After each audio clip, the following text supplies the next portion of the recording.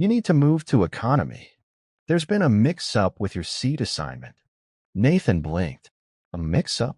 That didn't make sense. He had double-checked his boarding pass before even stepping onto the plane. Still seated, he reached into his pocket and retrieved the neatly folded ticket. "This is my seat," he said, handing it to her.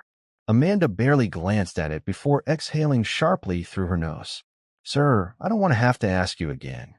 Her voice was louder this time, deliberately so. A nearby businessman shifted uncomfortably. A woman in a pearl necklace stole a quick glance before pretending to read the in-flight magazine. Nathan had seen this before. The glances. The quiet, complicit silence. He straightened his posture. "I'm sorry, but this is my assigned seat," he repeated, slower this time, as if clarity could change her decision. Amanda's lips pressed into a thin line. She didn't like being challenged. "Look," she said, tapping his ticket against her palm, "you can discuss this with the gate agent after we land. But right now, I need you to move." The authority in her voice sent a ripple through the cabin. It wasn't a request. Nathan could feel the weight of watching eyes. His hands rested on the armrests, gripping them just slightly. He had spent a lifetime learning when to fight and when to fold. With deliberate calm, he slid his book into his carry-on, stood, and adjusted his blazer. Amanda stepped aside, arms crossed. The walk down the aisle felt longer than it should have. Every step carried the unspoken message, "You don't belong here." The young couple in economy looked up in surprise as he slid into the narrow seat near the back. The space was tighter, the cushioning thinner. He exhaled slowly, resting his hands on his knees, feeling the familiar sting of humiliation settle into his bones. The murmurs in first class faded behind him, replaced by the drone of engines preparing for departure. Nathan reached into his pocket, his fingers brushing against his phone. He hesitated for only a moment before typing a message. It was short, simple, but it would change everything. The first-class cabin resumed its usual rhythm. Amanda walked briskly back to her station, smoothing her uniform as if shaking off the encounter. Another minor inconvenience handled. She had done her job, or so she thought, because up in the cockpit, a different kind of conversation was happening. "Captain, we just received a priority call from corporate." The co-pilot's voice was low but urgent. The captain, a seasoned professional with decades of experience, frowned. Calls from corporate before takeoff were never a good sign. "What's the issue?" There was a pause before the answer came. "It's about a first-class passenger. One that was just removed from his seat." The captain's grip on the controls tightened slightly. "His name is Nathan Calloway." Another pause. "And his grandson is Ryan Calloway." The silence in the cockpit was deafening. The captain leaned forward. "Ryan Calloway, as in Calloway Aviation? One of our biggest investors." "That's the one." Outside, the plane continued taxiing toward the runway. Amanda, still unaware, poured herself a cup of coffee in the galley, enjoying the momentary calm. She had no idea that in less than 5 minutes, the next announcement over the intercom would change everything. And when it came, she wouldn't be smiling anymore. Nathan Calloway sat in a narrow economy class seat, his posture composed, but his mind raced. The worn edges of his book rested against his lap, forgotten. He had spent a lifetime navigating moments like this, learning when to push back and when to let things be. But this time, he wasn't sure if swallowing his pride was the right choice. The low murmur of passengers settling in hummed around him. A flight attendant a few rows ahead demonstrated the safety procedures, her voice mechanical, detached. Nathan barely heard her.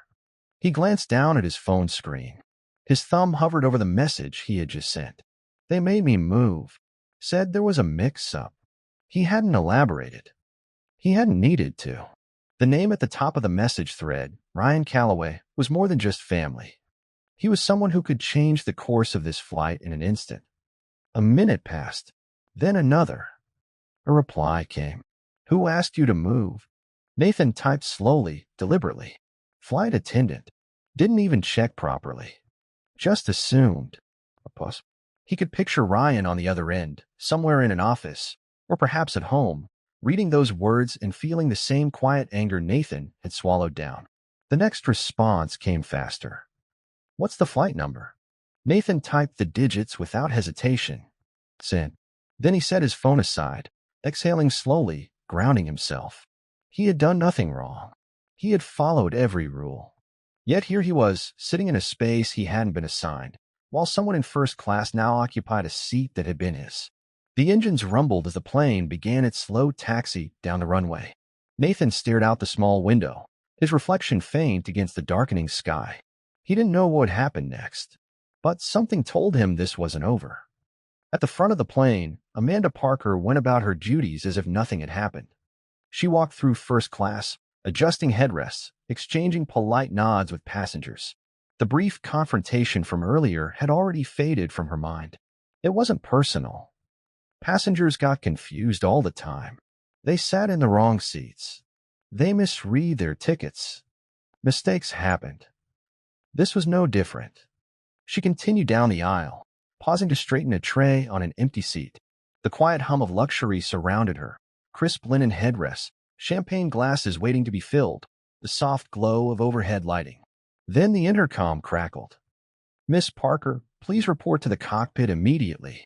The captain's voice was steady, firm. Amanda straightened, her brow furrowing. She glanced at the other flight attendants, who exchanged brief, puzzled looks. A call to the cockpit before takeoff wasn't unheard of, but it wasn't routine either. With a practiced expression of composure, she turned on her heel and strode toward the front. Passengers watched her as she passed. The businessman in 2B, who had briefly glanced at Nathan earlier, shifted in his seat. The woman in 4A lowered her magazine. Something about the atmosphere had changed. Inside the cockpit, Captain Stevenson sat rigid in his seat, his headset resting around his neck. Across from him, the co-pilot had turned his chair slightly, his hands clasped together. The radio remained open, a faint static hum in the background. Amanda stepped inside, smoothing her uniform. "Sir," she addressed the captain, keeping her voice light. The captain turned to her, his expression unreadable. "We've just received a call from Callaway Aviation's corporate office." Amanda blinked. "Excuse me?" "There's been a formal complaint filed regarding a first-class passenger. Nathan Callaway." A strange hollow sensation settled in Amanda's chest. "Sir, The captain raised a hand, silencing her. "Did you check his ticket through the system before moving him?" The question hit harder than she expected. Amanda's lips parted, but no sound came. The moments replayed in her mind, the way she had barely glanced at the boarding pass before assuming there had been a mistake. The captain's eyes narrowed slightly. "Did you confirm with the gate agent?" Amanda swallowed. "No, sir." A tense silence stretched between them. Then the radio crackled again. "Is she there?" The voice on the other end was sharp, professional. The captain leaned forward, pressing a button. "Yes, she's here." The response was immediate. "Miss Parker, we have been instructed by Callaway Aviation to have you return Mr. Callaway to his original seat." Effective immediately. The words sent a wave of ice through her veins. "Sir, and when we land," the voice continued, colder now, "you will report directly to the executive office. Your employment status will be reviewed." Amanda felt her breath catch. She had been disciplined before. Minor infractions, nothing serious. But this wasn't a simple mistake. This was different. The radio clicked off. The captain exhaled, rubbing a hand over his jaw before leveling his gaze at her. "Fix your mistake." Amanda didn't move. "Now, Miss Parker." Her legs felt heavier than before as she turned and exited the cockpit. The moment she stepped back into the first-class cabin, she felt the shift in energy. Passengers who had ignored the earlier scene were now watching her return. The whispers were louder now. She walked past the businessman in 2B, who was suddenly very interested in his laptop. The woman in 4A tilted her head slightly, observing. Amanda clenched her jaw, forcing her expression to remain neutral. But inside, panic churned. She wasn't just being corrected. She was being humiliated. And worst of all, she had done it to herself. Amanda Parker had walked down this aisle hundreds of times before. Every step, every movement, every interaction had once been second nature, graceful, controlled, confident. But not this time. This time, as she moved through the first-class cabin, she felt the weight of every glance, every whispered conversation. The luxury of the space, the soft leather seats, the crystal-clear glasses resting on folded napkins, everything suddenly seemed sharper, as if the walls had closed in a little. She kept her posture upright, her movements crisp, but the tightness in her throat was impossible to ignore. A mistake. That was all this was. A misunderstanding. Wasn't it? The businessman in 2B shifted in his seat, eyes flicking toward her before quickly looking back at his laptop. The woman in 4A held her magazine, but she wasn't reading it anymore. Amanda didn't look at them. She kept moving, forcing herself not to hesitate, not to let the anxiety creeping up her spine betray her. It wasn't until she reached the thin curtain separating first class from economy that she allowed herself to pause. Beyond that curtain, Nathan Calloway sat exactly where she had sent him. She gripped the fabric lightly, swallowing back the frustration bubbling in her chest. This shouldn't be happening. She had only done what she thought was right, hadn't she? A sharp inhale, a slow exhale. Then she stepped through. The contrast between the two sections of the plane was always jarring. First class carried an air of hushed elegance, an unspoken understanding of exclusivity. Economy, in comparison, was a hum of quiet conversations, small movements, passengers adjusting their belongings, settling into cramped spaces. Amanda's gaze swept the rows until she found him.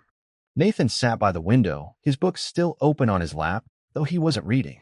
He wasn't looking at his phone either. He simply sat, staring out at the sky beyond the glass, his hands resting on his thighs, his posture calm, as if none of this had touched him. But Amanda knew better. She cleared her throat lightly, just enough to announce her presence. Nathan turned his head slightly, meeting her gaze without surprise. His expression was unreadable.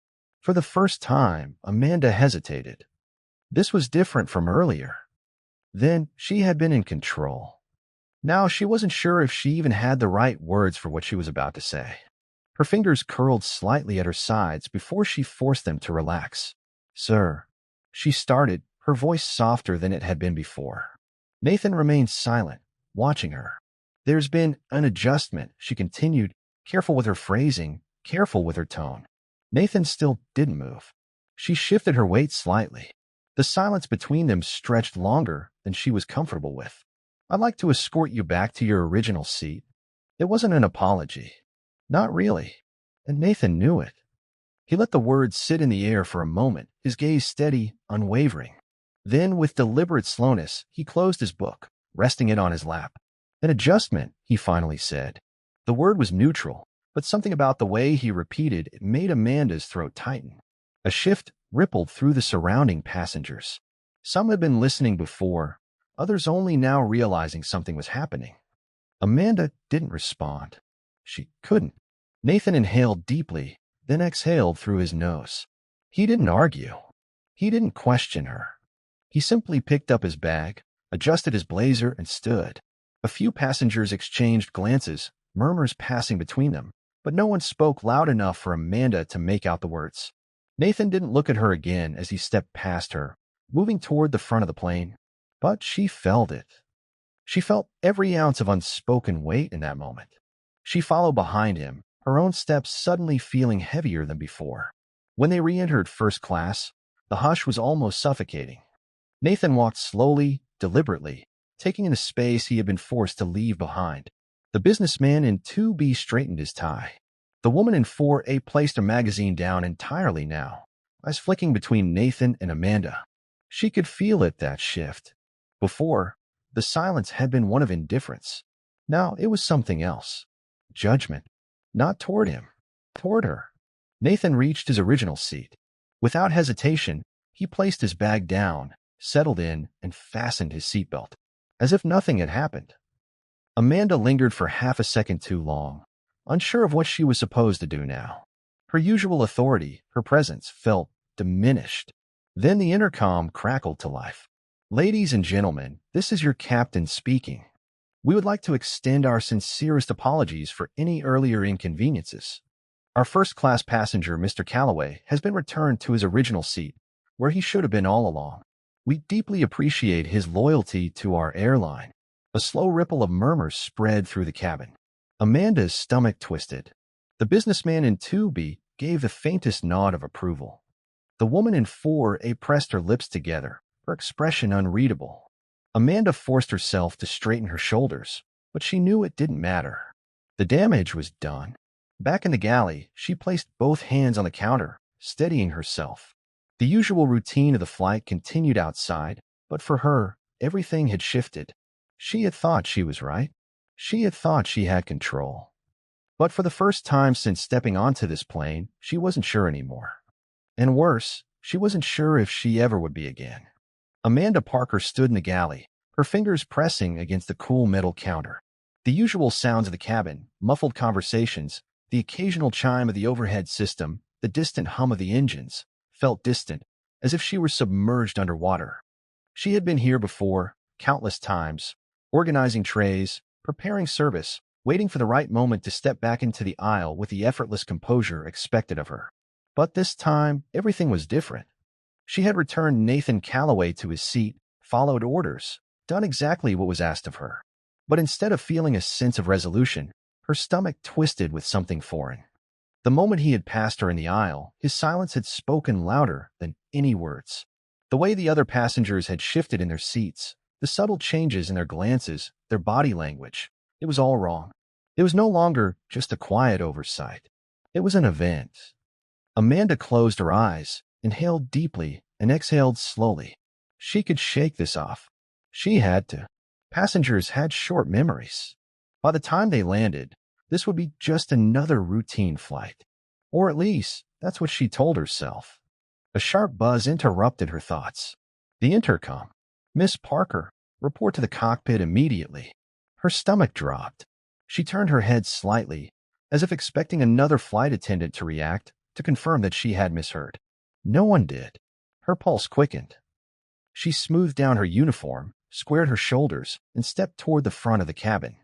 With every step, she felt the shift again, that awareness from the passengers. They weren't looking at her directly, but they knew. They had heard the captain's announcement.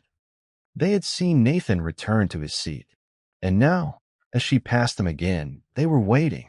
She reached the cockpit door and knocked once before stepping inside. The moment she entered, she knew this wasn't just a routine check-in. Captain Stevenson sat with his hands clasped in front of him. His expression was unreadable, but his eyes told her everything she needed to know. Beside him, the co-pilot was staring at the instruments, deliberately avoiding eye contact. The radio crackled. "Is she there?" Amanda swallowed. The voice was distant but carried an unmistakable weight. She recognized it instantly. Corporate. She forced her hands behind her back, standing straighter. Yes, the captain responded, pressing a button. The voice on the other end came through again, this time colder. "Miss Parker, we have received a direct call from Callaway Aviation. There has been a formal complaint regarding your handling of a first-class passenger. We need an immediate explanation." Amanda's mouth felt dry. She had expected this. She had known there would be some sort of discussion. But hearing it phrased so officially, so clinically, sent a sharp wave of unease through her. She took a slow breath, choosing her words carefully.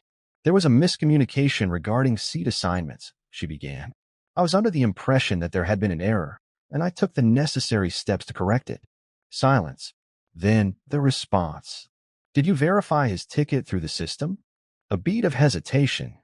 Amanda's fingers twitched at her sides. "No, sir," she admitted, her voice quieter now. A pause. "Did you confirm with the gate agent before removing him from first class?" Her throat tightened. "No, sir." The co-pilot shifted uncomfortably, his gaze flickering toward the captain.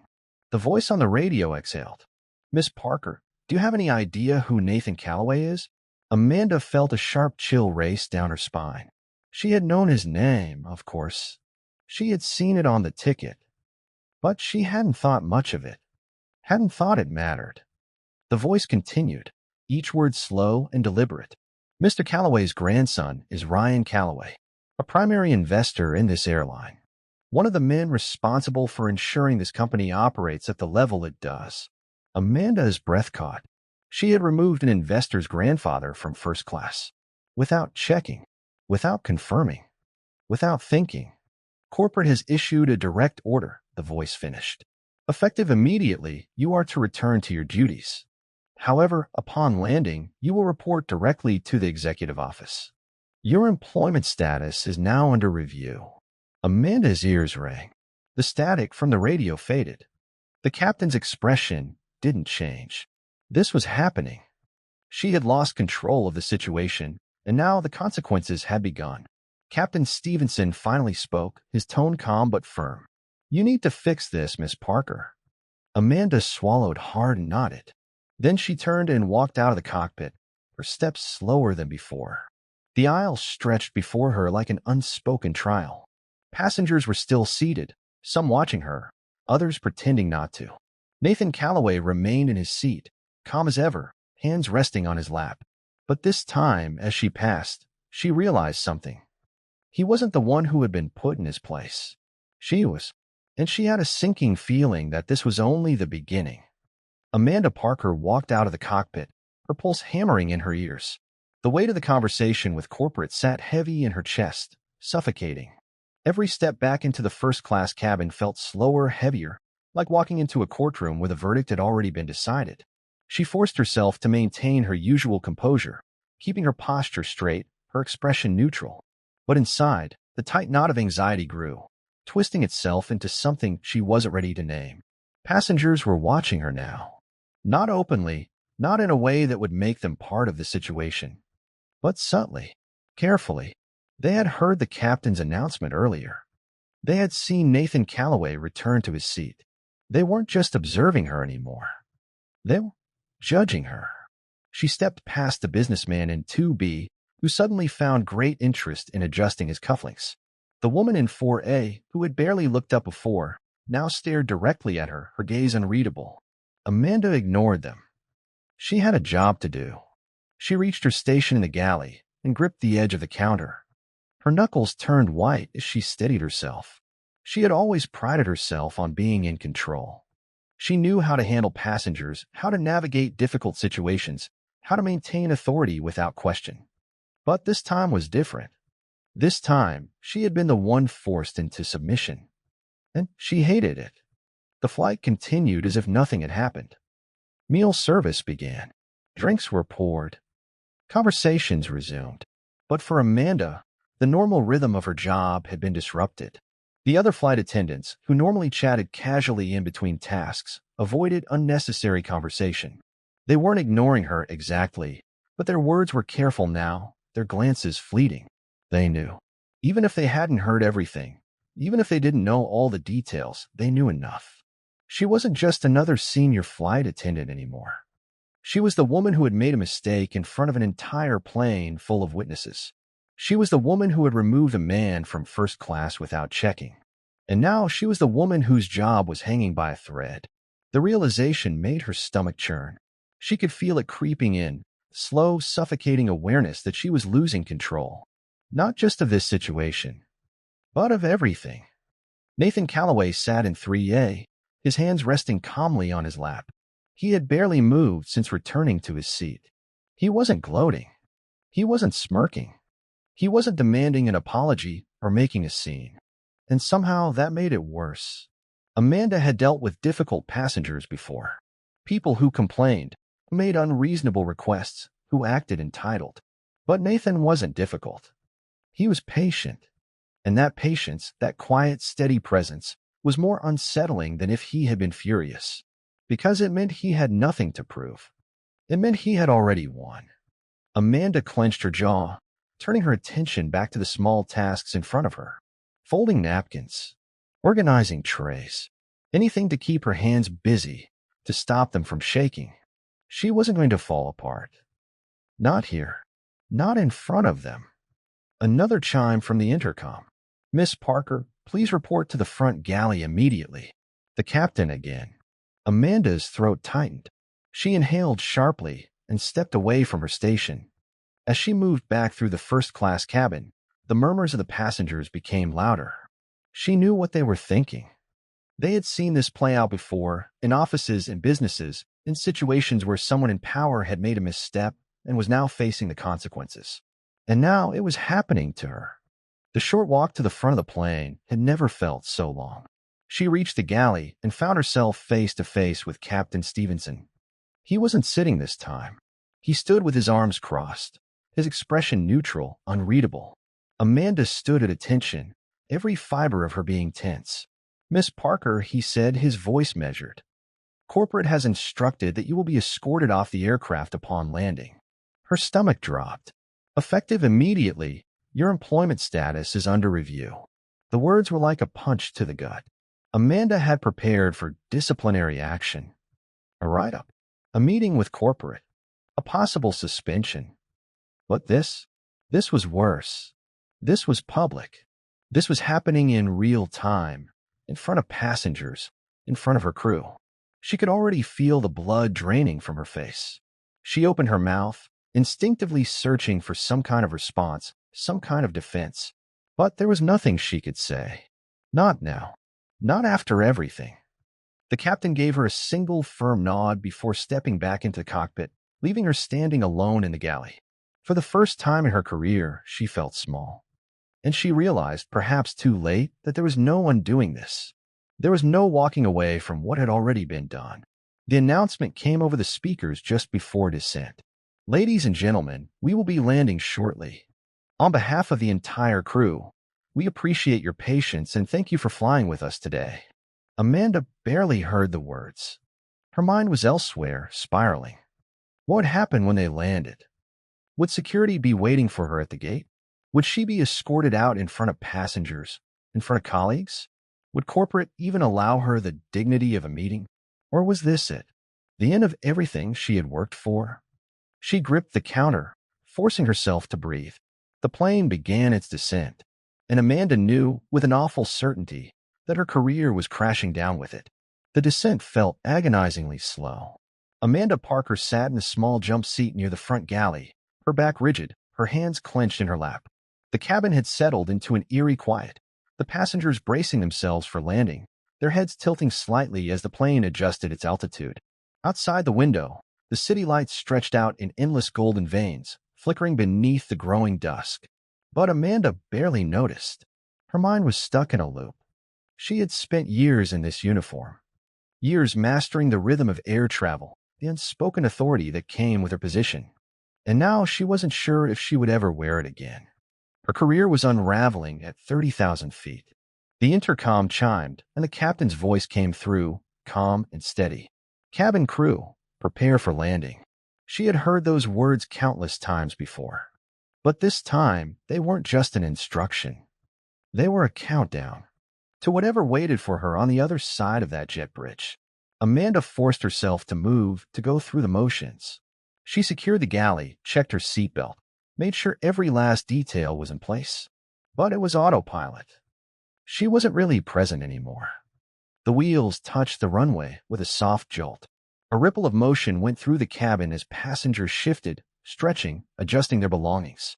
The engines roared, then gradually quieted as the plane slowed its taxi toward the gate. Amanda exhaled slowly. She wasn't ready, but she had no choice. As the plane came to a stop, the soft chime of the seatbelt sign turning off sent a familiar rustle through the cabin. Passengers unbuckled, reached for their carry-ons, murmuring softly to one another. Nathan Calloway remained in his seat, calm, steady. He didn't glance at her, didn't acknowledge her. And somehow that was worse than if he had. Amanda swallowed hard, standing on unsteady legs as she prepared for what came next.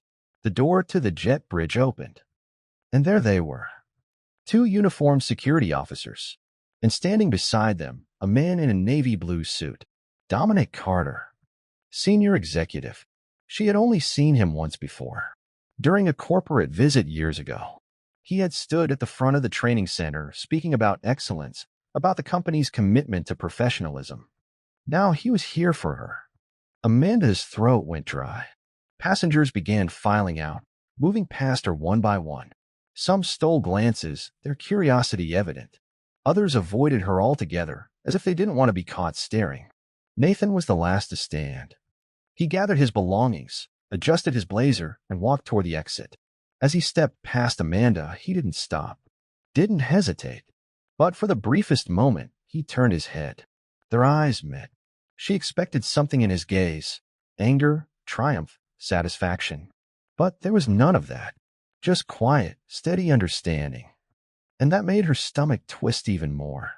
Then he was gone, stepping onto the jet bridge, moving on. And Amanda was left behind. Miss Parker. The voice cut through the silence. She turned. Dominic Carter was watching her with an expression so unreadable it sent a chill down her spine. "Come with us." Her hands clenched at her sides, but she nodded. She stepped forward. Passengers were still in the terminal. Some had stopped near the windows, others waiting at baggage claim. She could feel their eyes on her as she walked toward the exit. It was happening. The moment she had feared. And there was no escaping it. The uniformed officers flanked her on either side, but they didn't touch her. Didn't need to. The message was clear. This wasn't just a private conversation with corporate. This was a public consequence. She stepped through the jet bridge, out into the terminal, the bright fluorescent lights making everything feel too sharp, too exposed. A few feet away, a group of airline employees whispered amongst themselves. She caught bits of their conversation. "That's her. The one from the Callaway flight. I heard she's done." Her pulse pounded in her ears. She didn't stop walking. She didn't let herself react. She just kept moving. Toward the inevitable. Toward the end of everything she had built. The conference room was cold.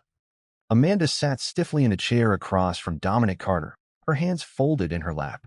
The security officers remained by the door, a silent reminder that this was not a negotiation. Dominic flipped open a file, scanning its contents before finally looking at her. "You've been with us for how long, Miss Parker?" Her throat tightened. 10 years. 10 years. He repeated the words slowly, as if weighing them. He leaned forward slightly.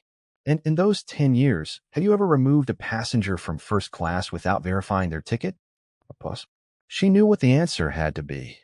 "No, sir." Dominic exhaled through his nose. "Then tell me, Miss Parker, why did you assume this time was different?"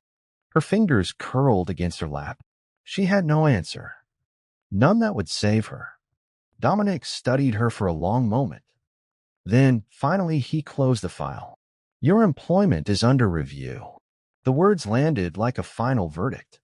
"Until further notice, you are suspended without pay. Your access to company systems has been revoked. You are to turn in your uniform and ID before leaving this building." Amanda sat frozen. Everything inside her screamed to fight back, to defend herself. But she knew it wouldn't matter. This was over. Dominic stood. "You are dismissed." She hesitated. Then she rose, turning stiffly toward the door. The walk out of the executive offices felt even longer than the walk off the plane. She stepped into the hallway, her mind a whirlwind of emotions she couldn't name. She had always thought power meant control. But she had learned the truth too late. Power had never been in her hands at all. And now she had nothing left. Amanda Parker stepped into the cold evening air outside the airport terminal. The automatic doors slid shut behind her with a soft whoosh, sealing her off from the world she had once belonged to. She stood there for a moment, disoriented. The city stretched out before her in glimmering lights and distant traffic noise, but she felt like she was watching it from behind glass, separated, removed. She was no longer an employee of the airline. Her badge, her uniform, her identity as a senior flight attendant, all gone. She had handed them over in a dimly lit office, her fingers stiff as she unclipped the badge she had worn for a decade. She had placed it on the polished desk without a word, knowing there was nothing left to say. The silence that followed had been unbearable. Now, outside, she exhaled shakily, wrapping her arms around herself against the sudden chill. What now? Her car was parked at the far end of the employee lot, in the same spot she had pulled into countless times before. But this time it felt different. It felt like the last time. As she walked, her mind replayed everything. The flight, the confrontation, the captain's voice over the intercom. The moment Nathan Callaway had passed her without a word. She had built her career on certainty, on knowing the rules and forcing them. And yet one moment of assumption had destroyed everything. A mistake, a choice, a judgment she hadn't even realized she was making until it was too late. She reached her car, unlocking it with stiff fingers. Sliding into the driver's seat, she let her head fall back against the headrest, staring up at the roof. Her phone buzzed from the passenger seat. She hesitated before picking it up. A new message. Not from corporate. Not from a friend. From her sister. "Just saw something about you on social media. Call me." Amanda's stomach lurched. Social media? Her fingers trembled as she opened a browser, typing her name into the search bar. And there it was. Her face. Her name. Her mistake. A video, grainy but unmistakable, of her standing over Nathan Calloway in first class, demanding that he move. The captions beneath it made her breath catch. Flight attendant humiliates first-class passenger. Senior flight attendant removed mid-flight after outrageous mistake. The moment Amanda Parker lost everything, caught on camera, comments flooded the screen. Some called her incompetent. Others called for her to be banned from the airline industry altogether. A few had even found her personal information. Her hands turned ice cold. She scrolled further, her breath coming faster. The videos had millions of views. People she had never met had already decided everything about her. They had labeled her, branded her, and there was no undoing it. This wasn't just a job loss. This was a public downfall. A sharp knock on the car window made her flinch. Her heart pounded as she turned her head. Nathan Calloway. She froze. He stood outside her car, calm as ever, hands in the pockets of his blazer. His expression was unreadable, just as it had been when she had first asked for his boarding pass. For a long moment, neither of them moved. Then, slowly, Amanda rolled down the window. The cool air rushed in, making her shiver. Nathan studied her for a moment before speaking. Lost something. The words weren't cruel. They weren't mocking. But they hit like a slap all the same. Amanda swallowed hard, gripping the steering wheel. She stopped herself. What could she possibly say? Nathan tilted his head slightly. You already know why this happened, he said quietly. The truth hung between them, too heavy to ignore. She had judged him without thinking, assumed without proof, and now she was the one being judged. Her throat tightened. I didn't mean. Nathan raised a hand, stopping her. Doesn't matter what you meant. Amanda flinched. The silence stretched between them. Then Nathan exhaled, glancing up at the airport behind her. The internet never forgets, he said simply. And with that, he stepped back, hands still in his pockets, and walked away. Amanda sat there, watching him disappear into the crowd. She had always thought she understood power. She thought it was about control, authority, making decisions. But now she understood. Real power wasn't about who enforced the rules. It was about who walked away with their dignity intact. And she had lost hers. Completely. Amanda didn't know how long she sat there. Minutes. Hours. It didn't matter. The phone in her lap kept buzzing. Messages, calls, notifications she didn't have the strength to read. She was trending. Not in the way she had ever wanted. Not in a way she could ever erase. Her career was gone. Her reputation was ruined. And the worst part, she had done it to herself. The city stretched out in front of her, endless, unfeeling.